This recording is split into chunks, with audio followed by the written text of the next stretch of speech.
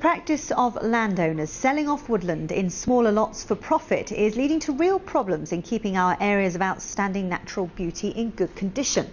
That's the warning from the management who look after the Kent Downs, who've commissioned a report into the issue. Our environment correspondent Yvette Austin reports. Wildlife photographer David Plummer bought his patch of ancient woodland 3.5 years ago. It was a lifelong dream, and he now runs photography courses on the 10 acres he purchased for £49,000. And he's put up bird boxes, feeding stations and hides to help. Around here, people generally just aren't managing much at all, as in they're not doing any intensive coppicing. Some people would say, but all woodland needs to be managed, but in reality this is ancient woodland. It's at climax, so a bit of dilapidation is probably a good thing. David's patch is part of a much larger 150-acre wood, which has been divided into 8 to 10 acre plots.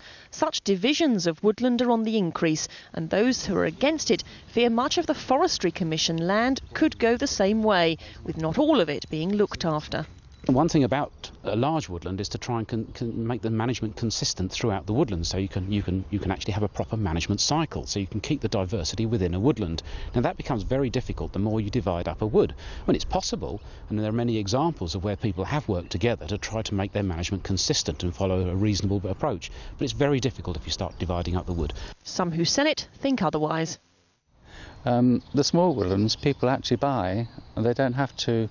They have the money to put into management, and they don't have to make any money out of them because it's their hobby.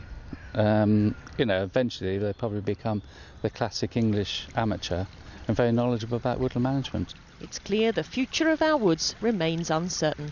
Yvette Austin, BBC South East Today, near Crawley.